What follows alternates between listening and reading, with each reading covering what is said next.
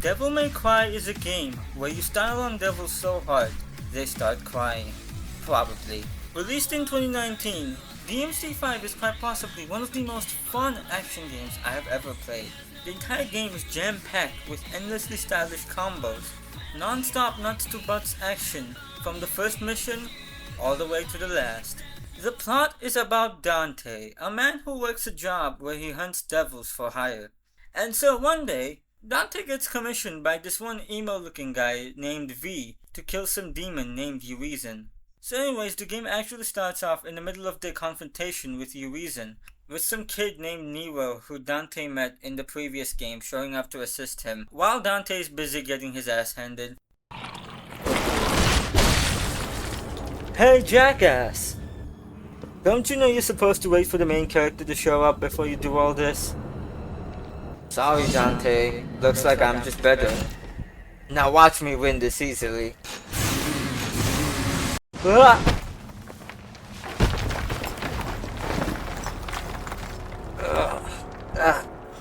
that could have gone better. I can't lose like this. I'm the main character. That's not how that's supposed to work. Come on, think. Fuck, I can't think of anything. If only I had a dead father.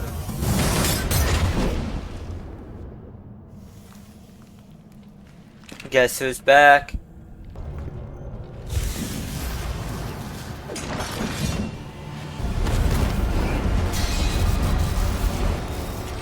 Get her out of here! This is a bad move! I can still fight! Go! You're just dead weight! Back up! Come on! Let go! We must leave here. It's far stronger than we ever could have imagined! That bastard called me deadweight! I didn't come all this way for nothing! After that whole debacle, the gang heads outside the demon tower, where Nero meets up with a woman named Nico, who just so happens to own a van with the title of a certain video game franchise plastered on it. I wonder which it is. And it's here where we get to see this wonderful cutscene that really sets the tone for the rest of the game.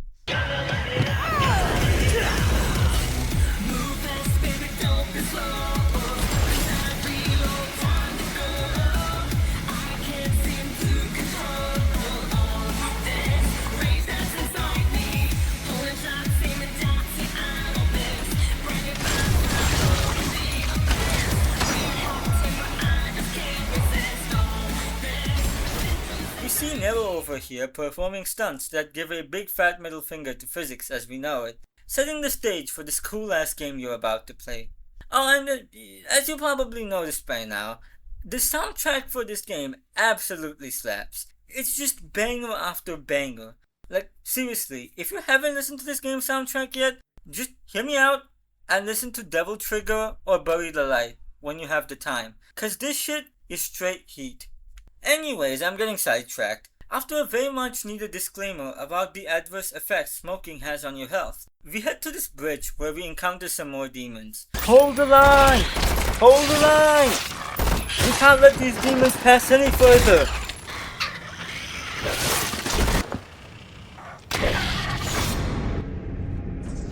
What the hell? What's going on?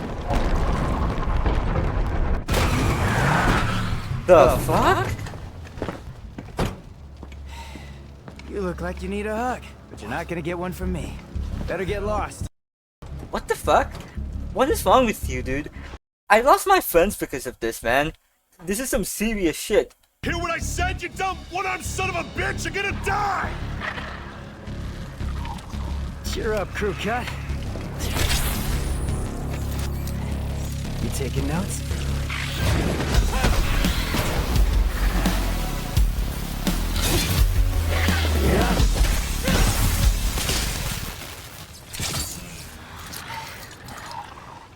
Yep, I think I'm on drugs. We hack and slash our way through the enemies and encounter this boss right here.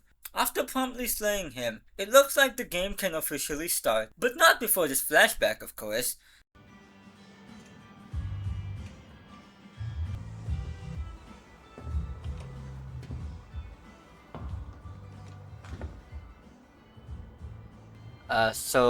Who's this?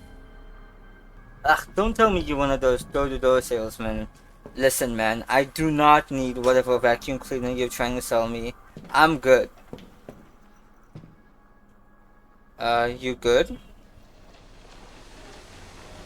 Hey, who the hell are you? Nero, the food's getting Killian, get back inside now!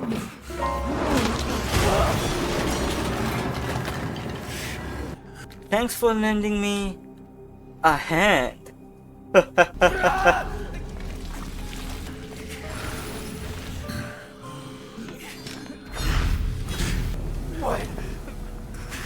Wait. Yeah, if you haven't noticed, this game has a very non-linear story structure, so you should get used to jumping back and forth between different perspectives and different points in time, cause you'll be doing that a lot. In any case, we trudge to the next mission, disrespecting any enemy that dares come in our way, with some sick moves and Nero's new robotic arm. And this is where we run into our first difficulty spike of the game. At the end of the level with this boss right here, I had to retry this boss like 4 or 5 times on my first playthrough, since I refused to use gold orbs to revive myself. And I've got to say, I don't regret that decision at all. Because man, learning how to utilize each character's kit in this game is definitely an amazing experience. And that's without even mentioning how each character in this game, yes there are multiple characters if that wasn't clear, keeps continually expanding their kits, be it by unlocking entire mechanics after a story event, obtaining new weapons, or most commonly by buying new moves manually using these red orbs you earn by playing through the stages. Constantly keeping things fresh by keeping you on your toes, having to learn and integrate all these new moves into your repertoire. Well, either way, after that, Nero beats the boss and is about to land a killing blow, until he gets rudely interrupted by V. Don't worry about what other people think. Hold your head up high and plunge forward. Izuku Midoriya from My Hero Academia.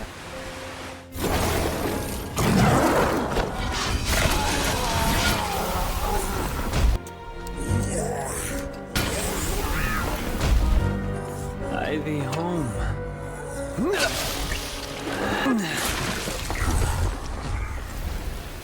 Pardon my delay. I was busy catching up to some manga. Yeah, you could say that. Yeah, I don't think I particularly want to know what you actually meant by that euphemism. But anyways, what do we do now? You think Dante's still alive? Well, I guess the only thing to do now is to go back to that tower again. Then let's get going, shall we? Hold up. Before we go, we need to eliminate some Clyfoth roots. For some reason.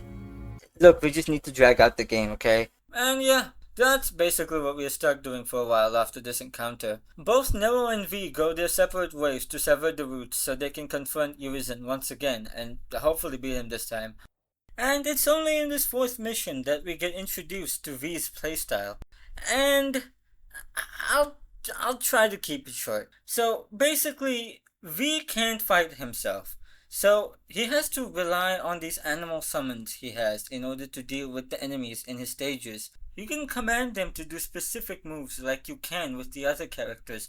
But you still have to control V and have to move around and dodge attacks in order to survive. Now, I'm not gonna sugarcoat it.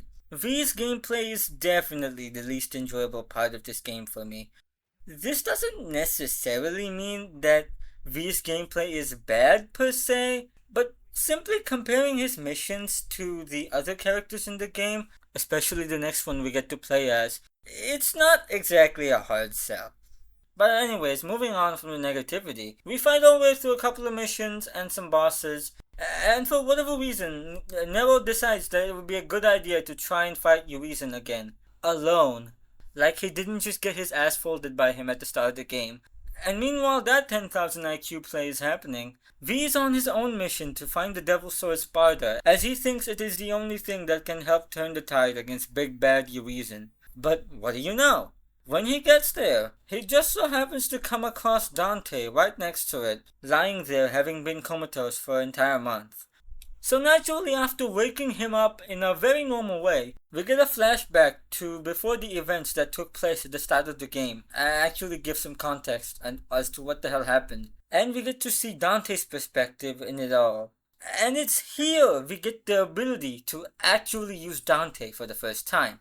And my god, when I say it's like switching to cocaine after a lifetime of only doing weed. Why did I write this in my script? Okay, so remember Nero's gameplay? Yeah, after using Dante, that shit immediately starts looking like baby's first Devil May Cry. So, for starters, Dante has his main sword, which changes throughout the game, alongside this other weapon as well, which has two separate modes depending on whether you want to punch or to kick. Then we move on to the ranged weapons, of which Dante starts off with his signature dual handguns, Ebony and Ivory, as well as his shotgun. All of which I just mentioned you can switch to at any time with the press of a button. Oh, okay, I guess if that's all, it's not that bad, right? Wrong! Did I sound like I was done? So of course, as you play as him, you acquire two new weapons, one of which includes a goddamn motorcycle which you can split in half and dual wield, as well as multi-elemental nunchucks you get after fighting a three-headed dog. And as for ranged weapons, you find a rocket launcher weapon lying on the ground that is a callback to DMC3, as well as this hat. And no, I will not elaborate on why he has a hat as a weapon. Oh, and notice how I haven't even mentioned his styles yet? Yeah, so Dante can switch between any of his four styles at any point during a level by the press of the D-pad. Each style allowing him to perform specific functions, meaning you will have to strategically hover between them all to get the most out of Dante's kit. Trickster allows you to perform tricks that help you maneuver or dodge incoming attacks, or even teleport straight onto the enemies. Gunslinger expands your gunplay, giving you new moves and powering up your guns. Swordmaster unlocks new close-range moves for your weapons, allowing you to combo more effectively. And Royal Guard just wins the game. So yeah, basically what I'm trying to say is that Dante is a very complex character. But do not fret. Yes, his kit might be complex. You do not need, nor is it expected of you to master his whole kit all at once, as the game allows you to just scrape by if you want to just keep using simple moves throughout the entire game. Mastery will come to you naturally as you play through the game. Trust me, it took me until I finished the game to actually get decent with Dante. But I digress. So, moving forwards, we do a couple of missions with Dante, one in which we have to fight this one boss, which upon defeating, gives Dante a motorcycle which he can split in half and use as a weapon, because this is a good game. After that, Dante makes his way over to his family's old, now destroyed home.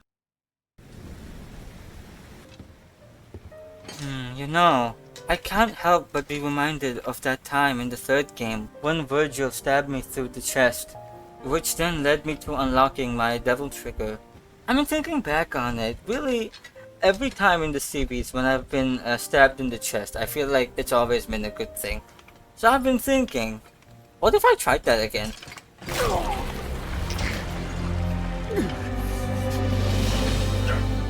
Wow. You are absorbing the Sparta!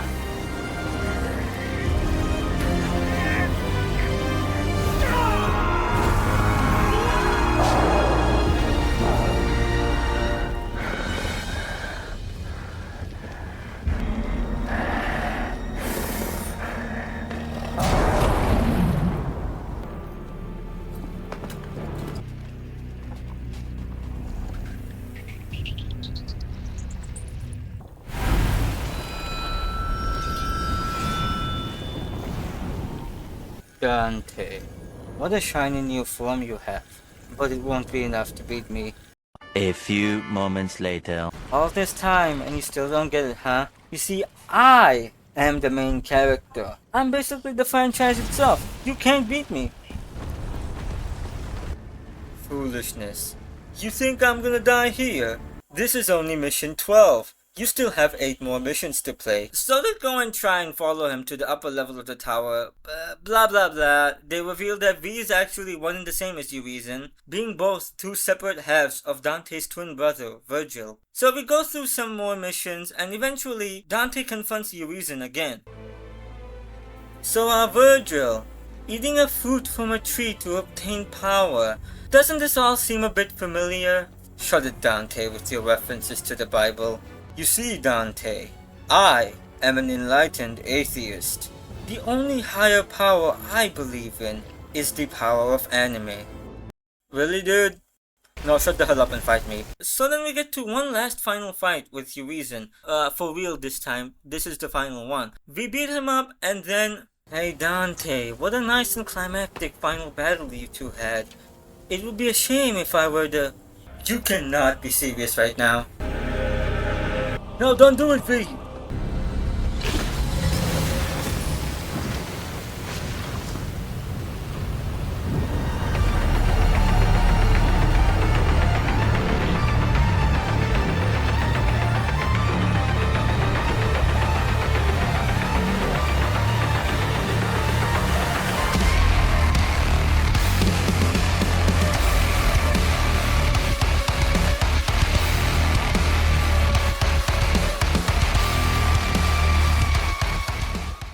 And this is where we finally get introduced to the true final antagonist of this game. The man, the myth, the alpha, and the omega, Virgil. Good thing we kept my hentai stash safe. God damn it, Virgil. Haven't you learned your lesson from the third game yet?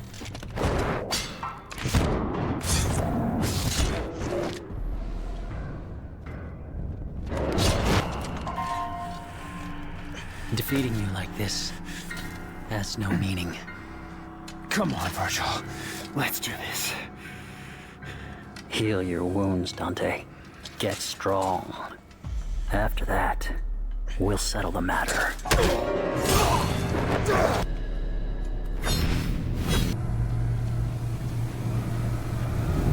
After that terrible family reunion, Dante takes a light stroll to make it to where Virgil is at. On the way, we beat some demons like usual, and then also have to face off against V's old summons, and take them down, resulting in probably one of the most trickiest fights in the entire game so far. And after successfully taking care of that, we finally reach the top of the tower, and finally confront Virgil. Hey Virgil! Your portal opening days are over. Now, give me the Yamato.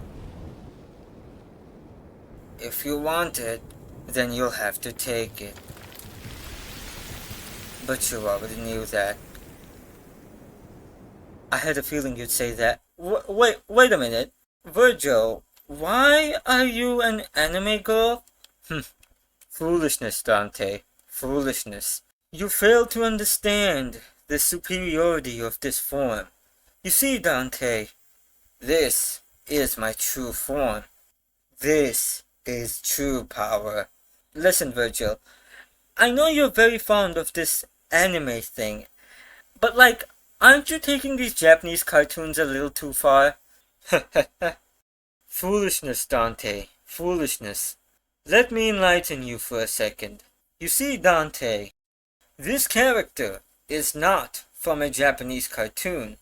It's from a Chinese video game. The fuck's the difference? They're all the same. Oh wait, no, I didn't mean like that. That's a very racist statement, Dante. I will have to cancel you on Twitter now. We can deal with that later.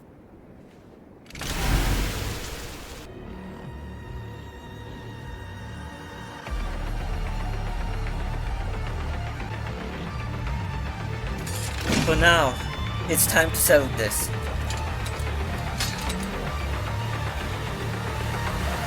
Hey, wait a minute, Virgil. How come you're seemingly back to your normal form? Well, you see, I couldn't maintain that form for a very long period of time, so I had to go back to my normal form. This is totally not because Saraseth didn't want this battle footage to be with that mod on. And lo and behold, the final boss of Devil May Cry 5. It's Virgil, just like how it was in DMC3. And just like in DMC3, Virgil is an absolute blast of a boss to fight. This boss fight, in my opinion, really encapsulates what makes Devil May Cry 5 such a phenomenal game to play. The game itself is so cinematic in its gameplay that it feels like a cutscene, all the while never taking control away from the player. DMC5 doesn't need QuickTime events because the gameplay itself is the QuickTime event. On the many occasions I have replayed this boss, and yes, I have replayed this boss many times, I have myself witnessed so many cool moments that really make this feel like a true canonical anime fight. To when you match Virgil's /through attack with your own stinger, to when you feel obligated to save up your own devil trigger mode for when Virgil uses his. It's just all, chef's kiss. Though, if I have to list one flaw with this boss fight, it would be the fact that it's such a missed opportunity that they didn't play Bury the Light for this mission. Like, come on, Capcom. While yes, I know that Bury the Light was only added as a track later onwards after the game had already been released, in the form of Virgil's theme in the special edition of the game when you play as him. But couldn't they just retroactively add it in or something? Oh well, whatever. So anyways, getting back to the game, you have your 1v1 with Virgil, and then after taking down his whole health bar, you think you have beaten him, but then he hits you with this.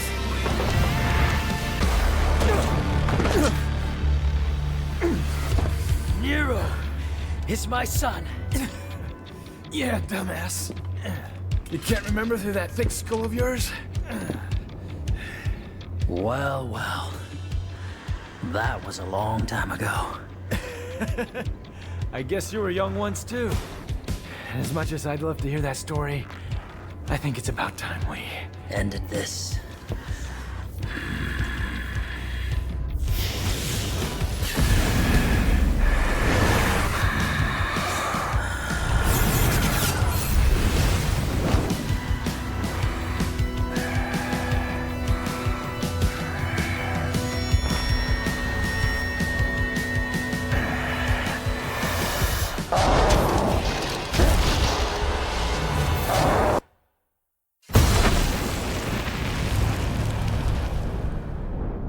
And then just as the party was about to get lit, Nero shows up to cock-block everyone and stops Dante and Virgil from killing each other. So now you get to play the real last mission, which is basically just the same thing as the last mission. You just fight Virgil again with all his same moves, but this time you use Nero instead of Dante. And the fight is also like way easier for some reason. It's only here you get to utilize Nero's newfound Devil Trigger, which also happens to unlock a new shiny grab move that's reminiscent of DMC4, thus completing his moveset in the final mission of the game. So anyways, you take Virgil's health bar down again for the second time, and then, hey guys, take me with you. You guys aren't going without me. Dead weight. And yeah. That pretty much concludes Devil May Cry 5. Dante and Virgil get to spar with each other as much as they want in the underworld, and Nero gets to keep doing whatever he does in the overworld. And that's basically where we are at for now, until we get a Devil May Cry 6, that is, which I hope happens soon. But anyways, to wrap things up, I'll say this.